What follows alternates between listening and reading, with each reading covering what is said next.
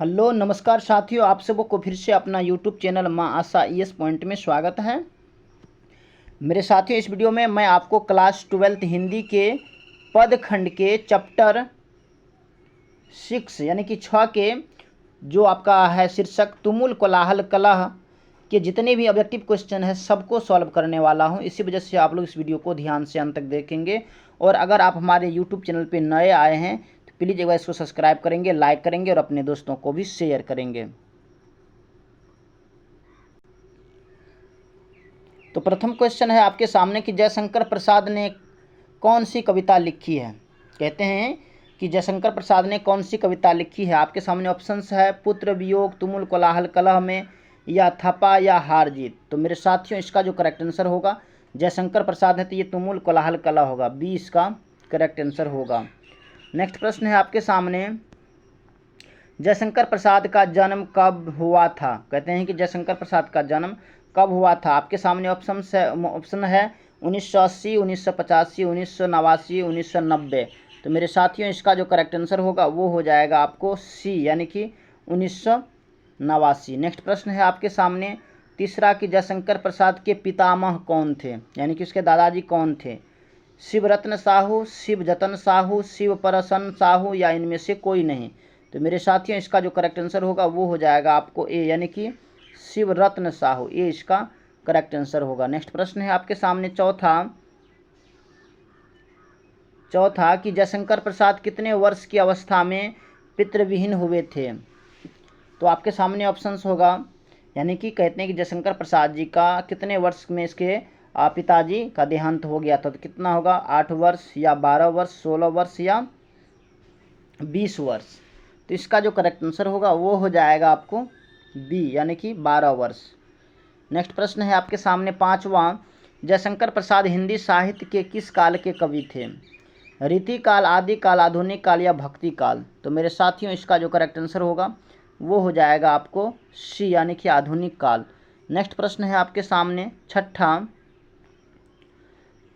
कि प्रसाद जी की किस कृति में आधुनिक मानव सभ्यता की मार्मिक समीक्षा की गई है। विशाख या स्कंदगुप्त या इंद्रजाल या कामायनी। तो मेरे साथियों, इसका जो करेक्ट आंसर होगा वो हो जाएगा आपको डी यानी कि कामायनी। नेक्स्ट प्रश्न है आपके सामने सातवां, कामायनी प्रसाद जी की किस प्रकार की कृति है।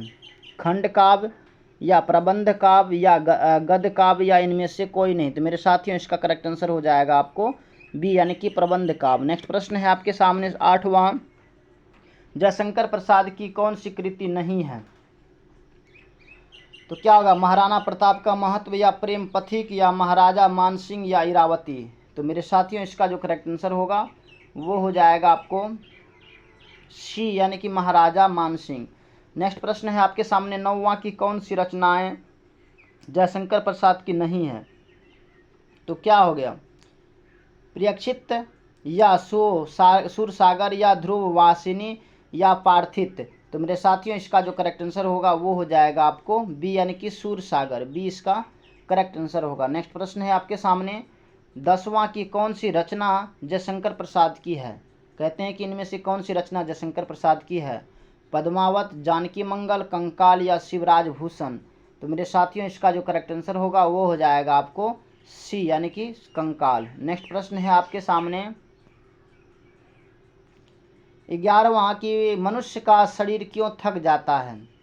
मन के चंचलता से या अधिक निंदा से या अधिक काम से या इनमें से कोई नहीं। तो मेरे साथियों, इसका जो करेक्ट आंसर होगा वो हो जाएगा आपको ए यानी कि मन की चंचलता से। मनुष्य का शरीर मन की चंचलता से थक जाता है, के कारण थकता है। नेक्स्ट प्रश्न है आपके सामने 12वां कि तुमुल होगा यहाँ कोलाहल कलह में प्रसाद यानी कि जयशंकर प्रसाद जी की किस रचना से लिखा है, यानी सॉरी लिया है, यहाँ पे लिया होगा, यानी कि ये तुमुल कोलाहल कलह जो है प्रसाद जी की किस रचना से लिया गया है। इंद्रजाल, झरना या कामायनी या ध्रुववासिनी। तो मेरे साथियों, इसका जो करेक्ट आंसर होगा वो हो जाएगा आपको सी यानी कि कामायनी, सी इसका करेक्ट आंसर होगा। नेक्स्ट प्रश्न है आपके सामने 13, सजल जलपात में कौन सा अलंकार है। रूपक, यमक, उपमा या श्लेष। तो मेरे साथियों, इसका करेक्ट आंसर हो जाएगा आपको ए यानी कि रूपक, ए इसका करेक्ट आंसर होगा। नेक्स्ट प्रश्न है आपके सामने 14 कि मैं उषा की ज्योति में कौन सा अलंकार है। तो क्या हो गया, श्लेष या अनुप्रास या उपमा या यमक। तो मेरे साथियों इसका करेक्ट आंसर हो जाएगा आपको बी यानी कि अनुप्रास। नेक्स्ट प्रश्न है आपके सामने 15 कि चातकों किसके लिए तरसती है। चातक किसके लिए तरसती है, चालक के लिए, प्रसाद जी की कविता के लिए, या स्वास्ति नक्षत्र की पहली बंद के लिए, या इनमें से कोई नहीं। तो मेरे साथियों इसका जो करेक्ट आंसर होगा वो हो जाएगा आपको सी यानी कि स्वाति नक्षत्र की पहली बंद के लिए। नेक्स्ट प्रश्न है आपके सामने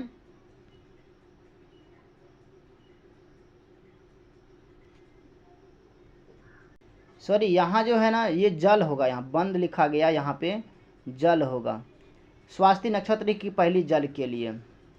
नेक्स्ट प्रश्न है आपके सामने कि 16 जयशंकर प्रसाद ने किस भाषा में काव्य रचना की है। आपके सामने ऑप्शंस होगा अवधी, बड़ी वाली, या व्रज, या इनमें से कोई नहीं। इसका जो करेक्ट आंसर होगा वो हो जाएगा आपको बी यानी कि बड़ी वाली।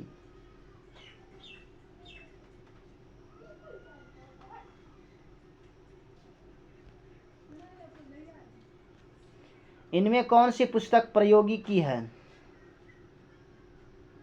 सॉरी लिखने थोड़ा मिस्टेक हुआ है, इनमें से कौन सी पुस्तक प्रसाद जी की है, ये होगा झरना या विनयगा या सूरजमुखी अंधेरे के या चितकोबरा।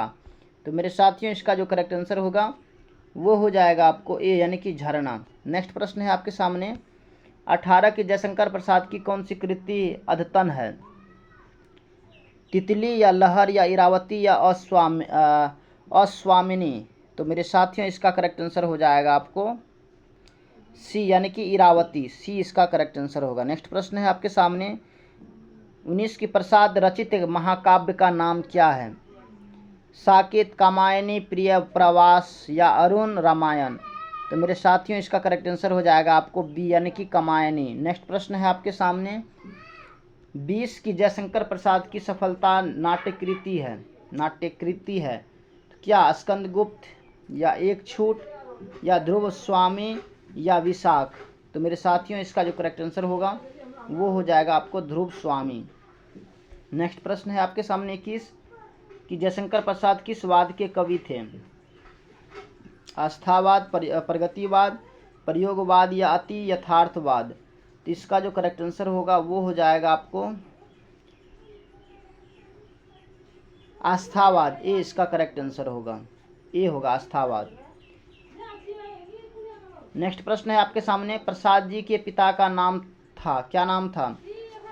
रवि रल प्रसाद साहू या देवी प्रसाद साहू या कालिका प्रसाद साहू या चंडिका प्रसाद साहू।